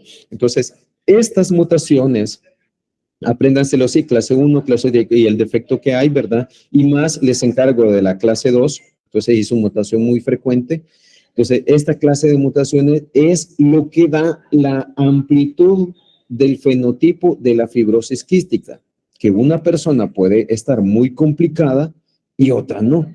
Una persona puede tener síntomas leves y otra puede tener síntomas graves. Un niño se puede llegar a complicar por el manejo de secreciones, la hiperviscosidad, por infecciones recurrentes, ya sea pulmonares, por problemas en el páncreas y todo lo demás, y en cambio otras personas no, se puede tener allá, allá a lo lejos una complicación, ¿verdad? Eso es uno. Entonces, la fisiopatología de la fibrosis quística va la mutación genética, la disfunción de este transportador, ¿verdad? El CFTR, un transporte iónico alterado, secreciones viscosas. Estas secreciones viscosas crean obstrucción, obviamente la infección, y esta infección porque hay un acúmulo de bacterias. Entonces, y esto crea inflamación, la inflamación más obstrucción y la obstrucción más infección y un círculo vicioso. Al final, esto se crea un daño estructural, creando a nivel pulmonar bronquiectasias. O sea, eso quiere decir que los alveolos se comienzan a expandir y a destruir, y una insuficiencia respiratoria hasta causar una muerte en los casos más graves. Pero el problema no solamente se queda ahí, sino que también puede afectar en el páncreas, que en el páncreas también se expresa este transportador de conductancia, ¿verdad? Entonces, vean, se ha visto que la insuficiencia pancreática se desarrolla en un 85 a un 90% de los casos. Entonces, antes, 50, los años, por los años 50, los pacientes fallecían. Como no se conocía esta enfermedad, los pacientes fallecían a los años. Ya en los 70, entonces se incrementó a los 15 años y en el 2013 anda por los 40 años, anda por la vida media o la sobrevivencia de estos pacientes, ¿verdad? Entonces, esta enfermedad tiene una gran mutación. Es un ejemplo de una hipervariabilidad de mutaciones. Tiene alrededor de este gen de 1.600 mutaciones. ¿Es frecuente? Sí, imagínense, la incidencia anda por 1 en 1.800. 1 en 1.800, imagínense. A 2.500. ¿En El Salvador hay afectados? Sí, pero aquí como ni modo, ¿verdad? Hay que no hay suficiente dinero, hay muchas personas de escasos recursos que no van a pagar por un test genético, ¿verdad? El 75% se ve de los casos, ¿verdad? La mutación más frecuente, la fenilalanina, la 508, una lesión de eso que crea una pérdida del aminoácido en la posición 508 y esto altera la estructura de la proteína, ¿verdad? La estructura del proteína. De ahí hay otras mutaciones que aprende a hacer, pero me interesa más esta de la fenilalanina, ¿verdad? Que es una de las más frecuentes, ¿verdad? Quiero ver qué más les puedo decir de esto. El diagnóstico. Recuerden, hay un diagnóstico que como esto tiene que ver mucho con la secreción y con el intercambio electrolítico, hay un diagnóstico que es el que se hace acá, que es el diagnóstico del test del sudor, donde se ven la composición de los electrolitos a nivel del sudor y ahí se puede pensar, mejor dicho, o se puede deducir que ya hay un problema de este tipo, ¿verdad? Relacionado, más si existen infecciones pulmonares a repetición, ¿verdad? Seguido y otros problemas de páncreas también, y el test del sudor le sale positivo, entonces ya se piensa en una fibrosis quística, pero el diagnóstico definitivo es a través de la detección de este tipo de mutaciones. Un problema de ellos, recuerden que las mutaciones son variables. 1.600 mutaciones, tienen una hipervariabilidad y una expresión fenotípica diferente. Ojo, una hipervariabilidad en las mutaciones y una expresión fenotípica diferente. Entonces, veamos, de impronta genómico, voy a llegar hasta las 9, ahí nos vamos a quedar. De impronta genómico, ¿vieron impronta genómico? en alguna de las clases? No. Vaya, el fenómeno de impronta genómico, esto se refiere, nosotros normalmente tenemos dos alelos, uno materno y otro paterno. En algunos casos fenotípicos, unos se encuentran silenciados, un alelo, y otros no se encuentran. Por ejemplo, ¿cómo les puedo decir? Un alelo que codifique para los ojos azules. Los ojos azules y que estos dependa de quién, de la madre. Por ejemplo, la madre puede tener ojos azules, entonces, y el padre no. Tienen un hijo y obviamente van a codificar para un tipo de color. Entonces, se puede silenciar ese gen que codifica para los ojos azules, sí se pueden silenciar el materno, y obviamente el hijo va a tener ojos cafés. Entonces, algo así, para ponerles un ejemplo. Entonces, este fenómeno de impronta genómica o marcaje genómico depende de la metilación de las citocinas. Las citocinas se encuentran generalmente juntas con guaninas en los promotores de los genes. Y se ha visto un grupo de repeticiones de citosina, guanina, como lo ven acá, a lo que se le denomina islas CPG. Pero para silenciar para silenciar la expresión de este gen, ¿qué se necesita? Se necesita agregar un grupo metilo a las citocinas que se encuentran en el promotor y para producir una 5-metilcitosina. Y de esta forma, la polimerasa u otro tipo de enzima y los promotores no llegan a anclarse o a hacer unión a estos promotores y por lo tanto el gen no se expresa. Entonces, a este fenómeno es que se le llama impronta genómica o marcaje genómico, que no es nada más que una alteración de las estructuras de ciertos nucleótidos en los promotores o en ciertas partes del gen que le impide su expresión en la mayor parte de los casos. Le impide su expresión en la mayor parte de los casos, aunque puede viceversa. Entonces, de esta forma, el gen ya no se expresa. Ojo, aquí no hay mutación, hay modificación de estas citocinas. ¿Estamos? ¿Sí? ¿Me di a explicar, chicos? ¿Sí? Sí, doctor. Vaya, perfecto. Voy a avanzar y si no se me van a perder, si no entendieron esto, si no me di a entender. Vaya. Características de la impronta genómica. Ocurre antes de la fertilización, tiene lugar en las células, ojo, en las células germinales, en la producción de las células germinales. Eso es muy importante, no en la somática. Su expresión puede ser en la somática, sí, pero el inicio en las células germinales.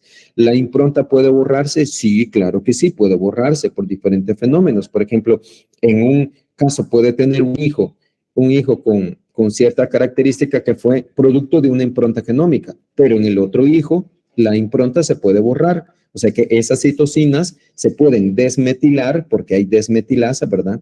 Se pueden desmetilar y el gen se puede expresar y tener otro hijo con otras características. Por ejemplo, con una enfermedad pueden tener un hijo enfermo, afecto, lo que se llama en genética afecto, y otro hijo no afecto. Vale. Otra cosa bien importante de la impronta genómica que no supone cambios en las secuencias de la estructura de estos genes. Se produce por la adición de grupos metilo, que ya se lo expliqué, ¿verdad? Quiero ver qué más que les puedo decir. Vale. Hay dos regiones aquí. Esto me interesa. Dos regiones de la impronta genómica en el brazo largo y el cromosoma 15. En el brazo largo, ¿verdad? En la región 1, sus bandas son su 1 a la 1,3. Y en la 15.5. Entonces, me interesa esto. El cromosoma 7 no lo vamos a ver suficiente con el cromosoma 15. Entonces, los genes que están marcados o improntados proceden de uno de los progenitores. ¿Por qué de uno de los progenitores? Porque si los dos están marcados, obviamente no se va a expresar el gen. Entonces sería letal. Se tiene que expresar, más de alguno se tiene que expresar. Muy bien. Entonces veamos, uno de los primeros. Síndrome, hay dos enfermedades que son el ejemplo de la impronta genómico. Síndrome de Prader-Willis y síndrome de Angelman. En este caso, por ejemplo, acá en síndrome de Prader-Willis, los genes silenciados, vean, genes silenciados está el de la madre y acá el gen silenciado, vean, en Angelman, acá, genes que deben expresarse pero están afectados, acá es el de la madre, aquí el del padre, perdón, el del padre y aquí el de la madre. En otras partes, lo importante, vamos a pasar a genética. Aquí están los alelos, el cromosoma paterno y el cromosoma materno. Esta es la región del cromosoma, el cromosoma 15, ¿verdad? Entonces, del brazo largo 1.2, entonces a la 13. Entonces, del cromosoma 15, el alelo paterno y alelo materno. Estas genes que ven acá son muy importantes, pero no se los van a aprender todos, se van a aprender solo ciertos puntos. En toda esta región que está descrita acá, existen ciertos puntos de quiebre que se llama breakpoint 1, 2 y 3, que suelen suceder mutaciones. En los que tienen estos genes que ven acá, que están en azul, son los que se expresan en el padre. Y el mismo alelo, pero en el cromosoma materno, estos que están en rojo, son los que se expresan en la madre. Cuando se silencia uno, quiere decir, por ejemplo, si yo quiero silenciar al del padre, que aquí está este gen, que es el síndrome de Prader-Willis, este gen que lo ven acá, que regula a todos estos genes, entonces yo lo silencio. ¿Cómo lo voy a silenciar? Metilando a sus promotores a esas citocinas. Entonces voy a silenciar este gen y el que se va a expresar es el materno. O viceversa. Si yo quiero silenciar, o mejor dicho, si la madre naturaleza quiere silenciar, la genética quiere silenciar al de la madre, va a silenciar a este y a este, al V3A.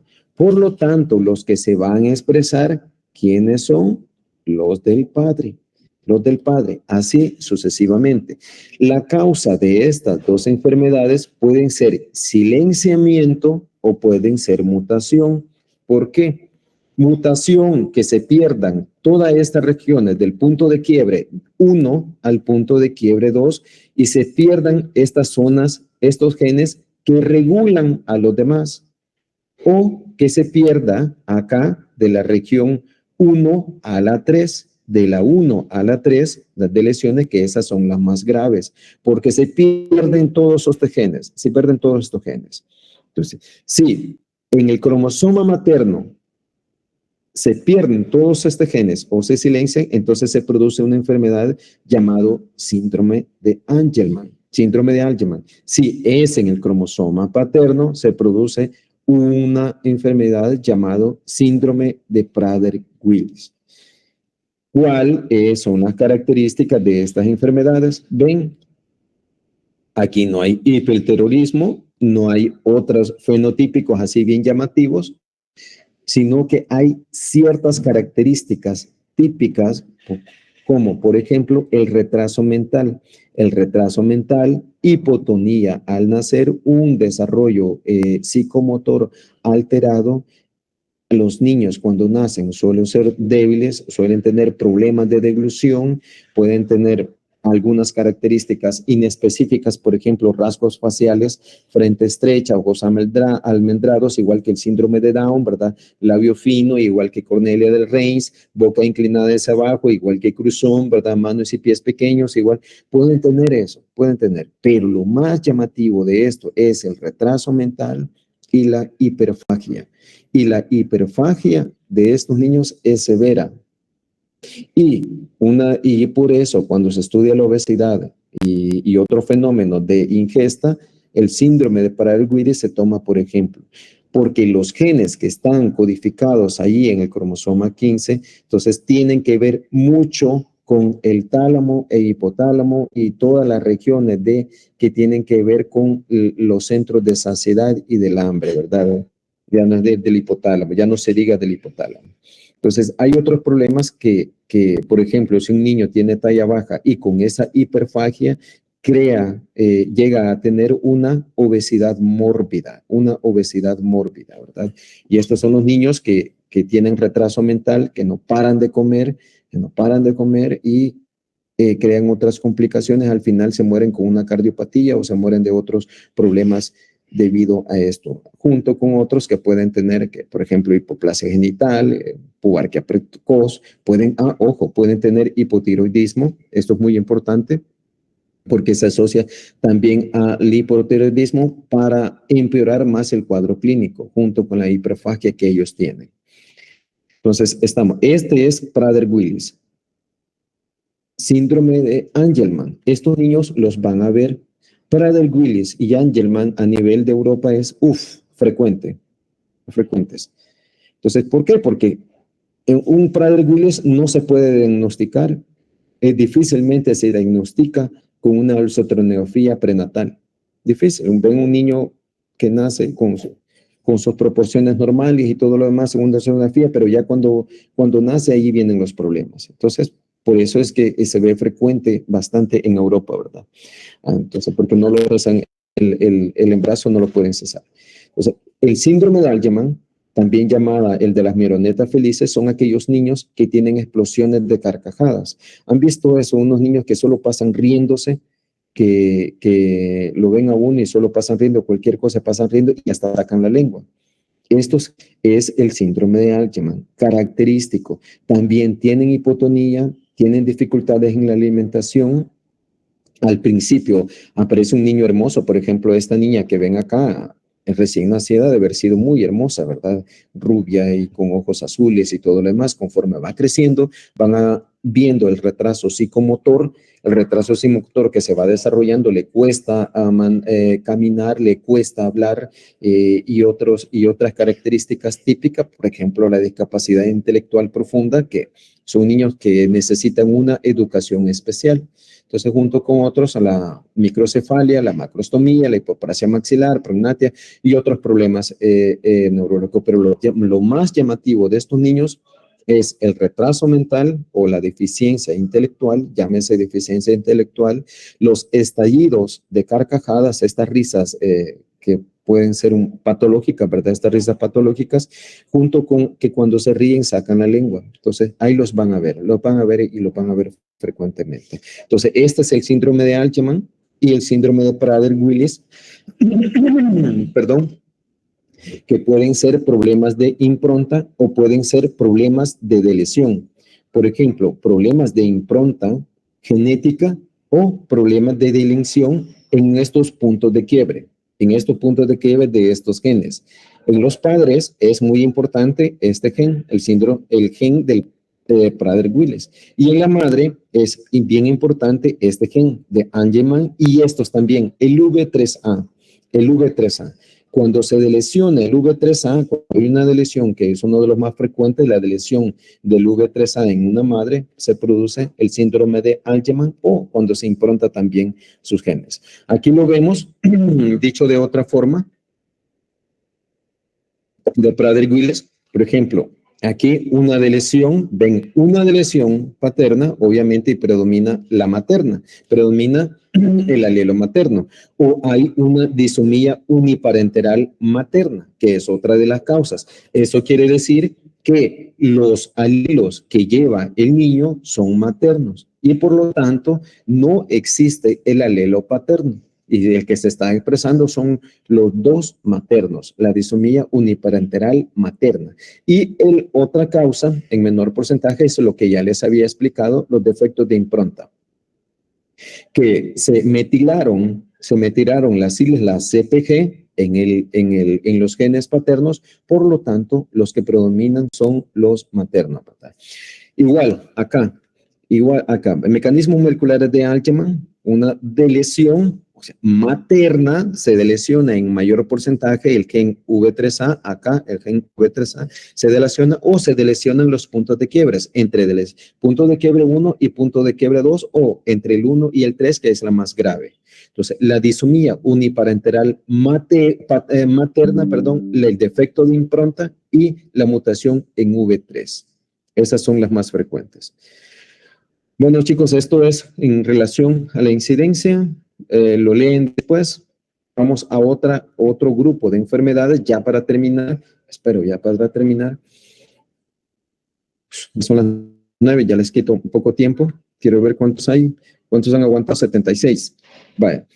Esto, ojo chicos, Corea de Huntington, hay un problema. Nosotros tenemos en nuestros genes, en nuestro ADN, tenemos ciertos nucleótidos que van, repeticiones de nucleótidos. Por ejemplo, pueden ir timina, timina, adenina, timina, timina, adenina, timina, timina, adenina en ciertos números. O citosina, guanina, citosina, tiene en ciertos números. Eso se llaman trinucleótidos. Obviamente, pero en repeticiones adecuadas. Cuando estas repeticiones aumentan por X motivo, entonces allí es donde producen enfermedad. Una de las enfermedades más conocidas que van a ver en su práctica clínica es la enfermedad de Huntington. Posiblemente también se le llama la Corea de San Vito. Porque, bueno, ahí leen un poco la historia ustedes. Entonces se caracteriza por movimientos espasmódicos. No les pude traer un video, pero son estos movimientos espasmódicos que ven acá, o sea, involuntarios, que a esto se le llama corea. Corea es como si estuviesen bailando o algo así, se conocía, y ahí le pusieron el nombre de Corea.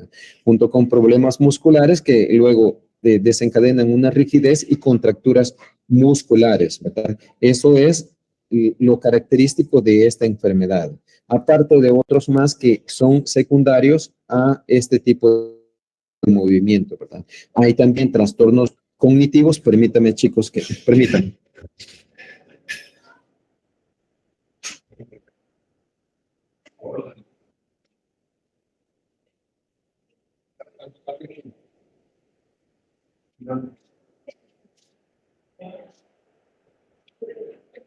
¿Y no tienes acceso también? Porque te puedo prestar si quieres, pero tu computadora es HDMI. Trae conector. ¿Prueba con ese? Sí, prueba con ese. No me dice.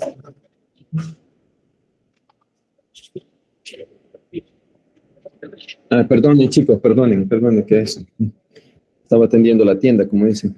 Entonces, trastornos psiquiátricos, y los leen después, ¿verdad? Pero lo más importante es la que veamos. La enfermedad, su base la tiene en el cromosoma 4, en el brazo corto, ¿verdad? De Petit, recuerden, en el gen IT15 o gen de la huntingtina, también se le llama HTT, gen de la huntingtina. El problema de esto es que estos tripletes se expanden en este gen, se expanden y crean aquí, ¿lo ven acá? Vaya, por aquí tenemos citosina, adenina, guanina. Este triplete es el característico que se suele expandir en este tipo de enfermedad. Citosina, adenina, guanina. Normalmente abajo de 36 repeticiones, lo normal, abajo de 36 repeticiones. Cuando aumenta 37 o más repeticiones, entonces crea obviamente una proteína anómala que suele acumularse a nivel cerebral y crea, por ejemplo, alteraciones acá. Ven acá los ventrículos, ven los ventrículos y ven el cuerpo estriado prácticamente degradado y la corteza cerebral muy delgada. Entonces eso es producido porque se ha acumulado esta proteína allí y ha creado un problema de alteración del metabolismo y desarrollo también y destrucción del núcleo estriado, del cuerpo pálido, de todo lo que ustedes ya conocen en neuroanatomía, ¿verdad? Entonces, y eso crea que esos movimientos espasmódicos porque el eje tálamo cortical es el que va a predominar y ahí vienen esos movimientos espasmódicos, ¿verdad? ¿Por qué? Porque la base es esto, el aumento de las repeticiones de estos tripletes, citosina, adenina, guanina, citosina, adenina, guanina, citosina, adenina, guanina. Entonces, más de 36 repeticiones, eso ya crea una patología porque crea una proteína muy larga, muy grande, entonces que ya no tiene su función específica, ¿verdad? Entonces, veamos. ¿Cómo son las repeticiones acá? Los alelos normales generalmente son con menos de 26 repeticiones de citosina, adenina, guanina, ¿verdad? Los alelos normales, ojo, alelos normales mutados entre 27 y 35 repeticiones, los alelos con penetrancia reducida con enfermedad de Huntington de 36 a 39 repeticiones. Permítame, chicos. Hola, sí, no sirve. Permítame, chicos.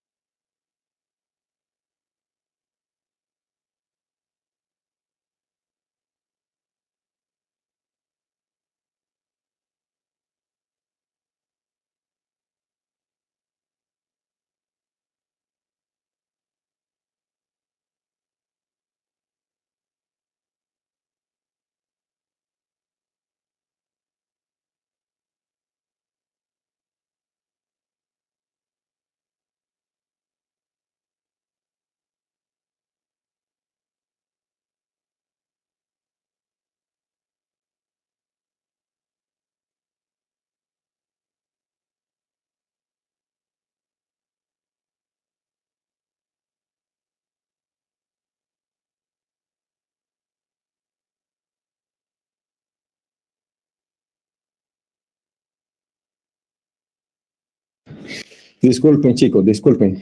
Ya voy a ir un poco más rápido.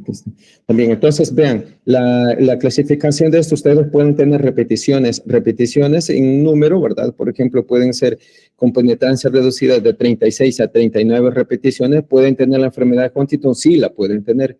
Entonces, la pueden tener, pero la penetrancia es reducida. Eso quiere decir que los síntomas los pueden desarrollar levemente, pero los alelos ya con alta penetrancia o penetrancia completa son los de 40 repeticiones de citosina, adenina y guanina, ¿verdad? Entonces eso, y a que producen todo el fenotipo completo de la enfermedad de Huntington. Esta es una enfermedad muy importante y que aquí también se han visto muchos casos. Y los mosaicismos también, ¿verdad? Pueden ser causa de mosaicismo.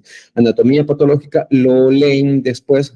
No les quiero quitar más tiempo. Al final, vean, hay una destrucción del cuerpo estriado prácticamente y eso crea que el eje cortical comience a su hiperactividad, ¿verdad? Su hiperactividad y por lo tanto ahí es donde se desarrolla esta corea, ¿verdad? Estos movimientos espasmódicos.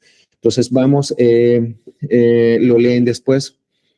Aquí también, ojo, puede haber fenómeno de imprinting que ya se lo expliqué, ¿verdad? También puede ser Huntington.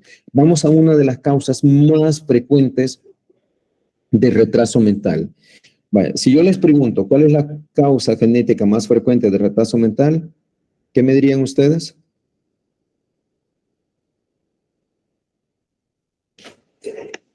Vamos a ver, chicos. Hasta donde se les ha explicado cuál es en El Salvador. Y que en El Salvador,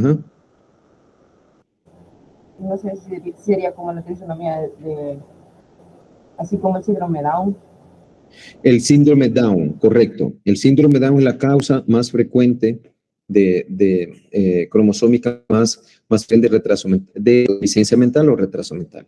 Pero si yo les pregunto cuál es la causa más frecuente de deficiencia mental o retraso mental heredable, entonces ahí ya cambia el asunto. Entonces, es el síndrome del X frágil. Esta es una enfermedad, ojo, que tiene mucha, pero mucha prevalencia y mucha incidencia.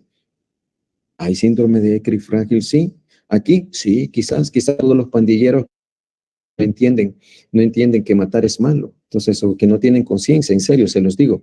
El síndrome de X frágil es una de las causas más frecuentes de enfermedad que cursa con deficiencia mental y que está ligado al cromosoma X. Se le llamó síndrome de X frágil porque en su cultivo vean acá, estos cromosomas, todos estos son cromosomas X. Vean, hay una mella en sus extremos, en sus brazos largos. Entonces, cuando se cultivaba y esos tendían a romperse, y por eso se le llamó síndrome del X frágil. ¿Por qué? Porque la mutación y la expansión que producía en esta enfermedad producía esta mella acá y estos extremos se rompían a la hora de estarlos cultivando, ¿verdad? A la hora de hacer el cariotipo.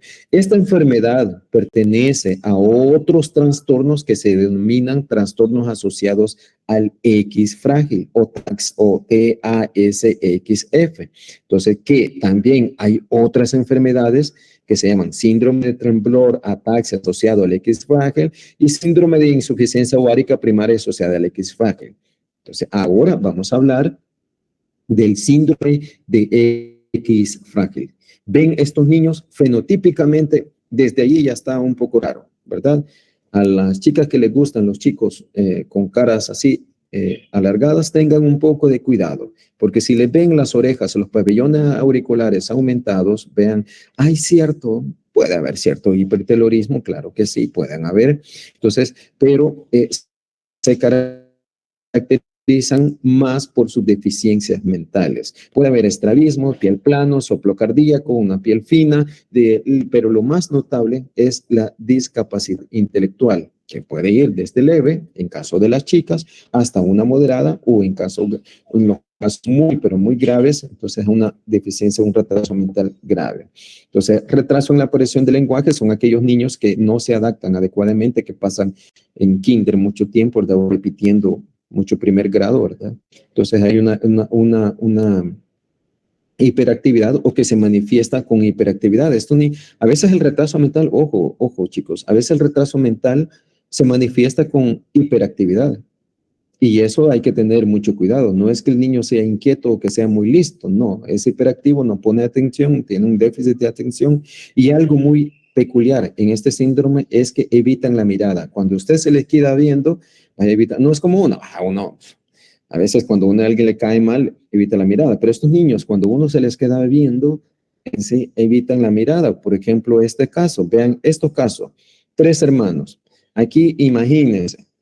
Esta es una enfermedad ligada al cromosoma X. Viene el padre y comienza a tratar de buscar el niño, ¿verdad? Y él feliz porque ha tenido 3 niños. Pero vean, ¿qué es lo que está haciendo este niño? Movimientos estereotipados, movimientos así que no tienen sentido.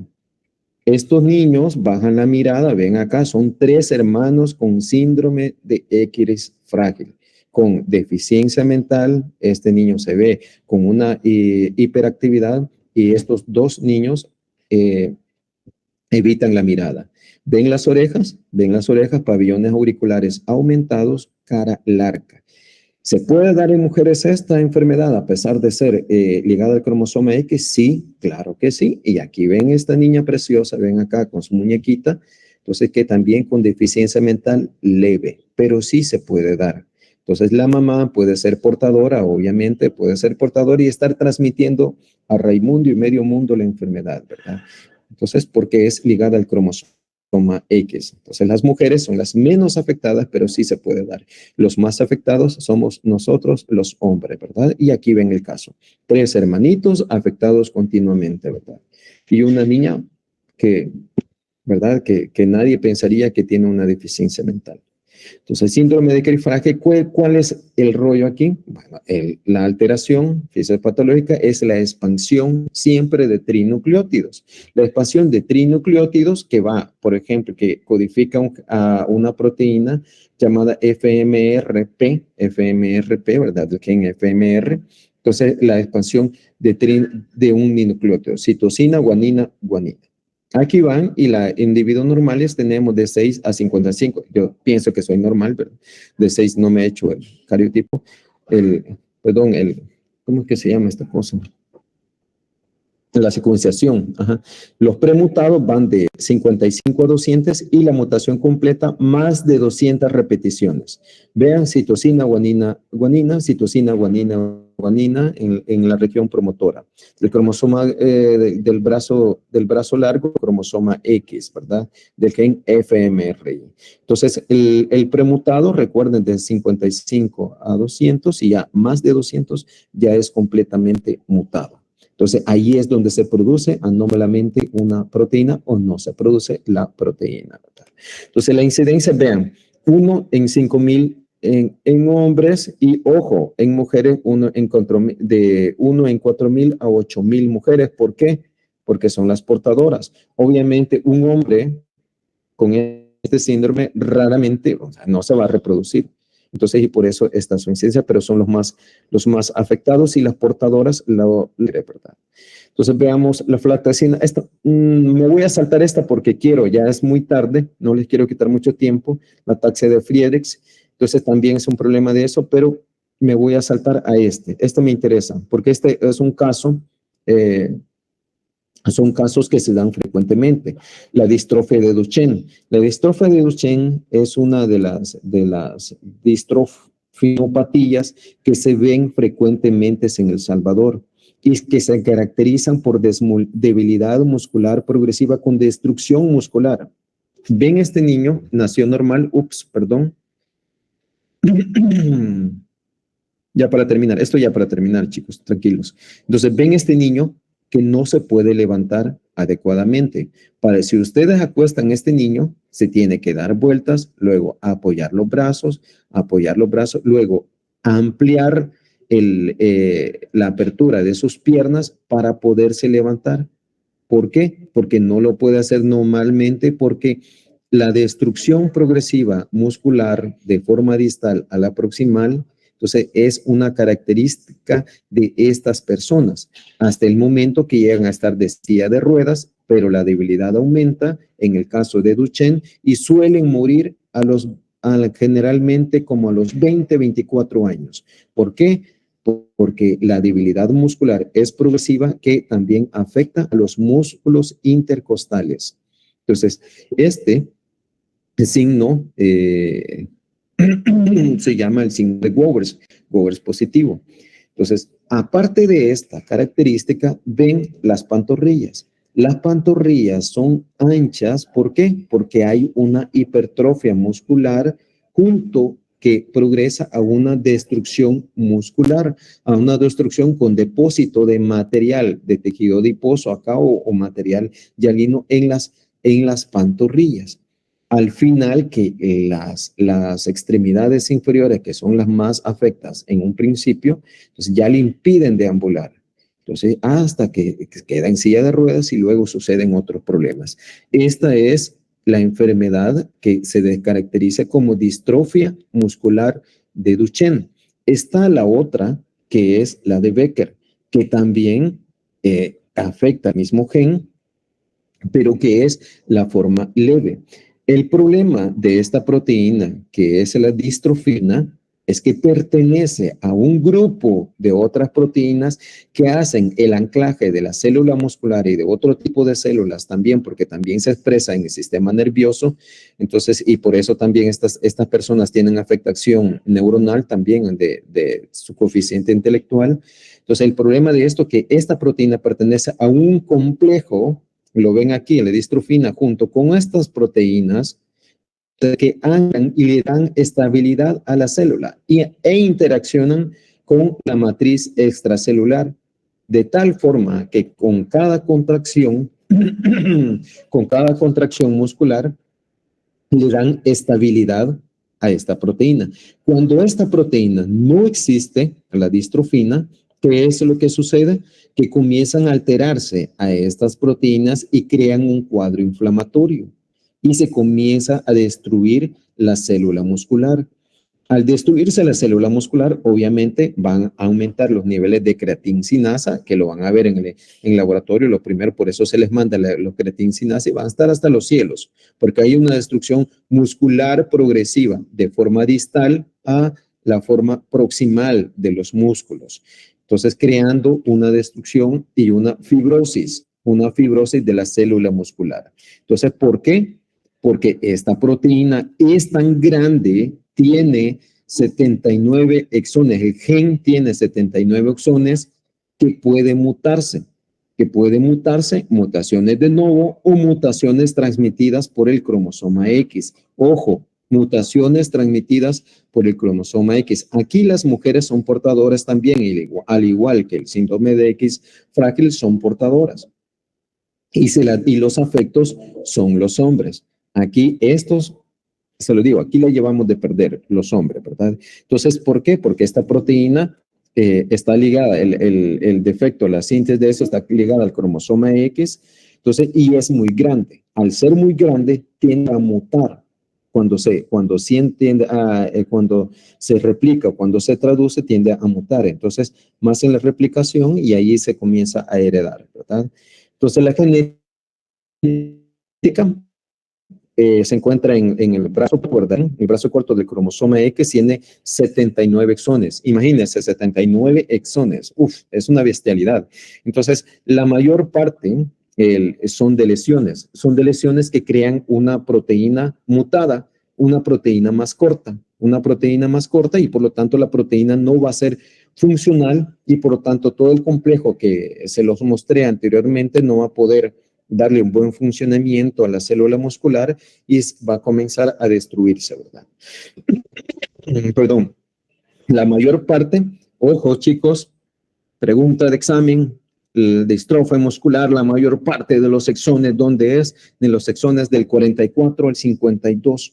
Entonces, esto, la mayor parte en el 44, ¿verdad? Del 1 al 19 también hay, se buscan, también hay de lesiones y por eso cuando se hace, esto se hace con PCR, una PCR múltiplex. Entonces, cuando se buscan, se mandan el exón a investigar, el exón del 44 al 52 y del 1 al 19.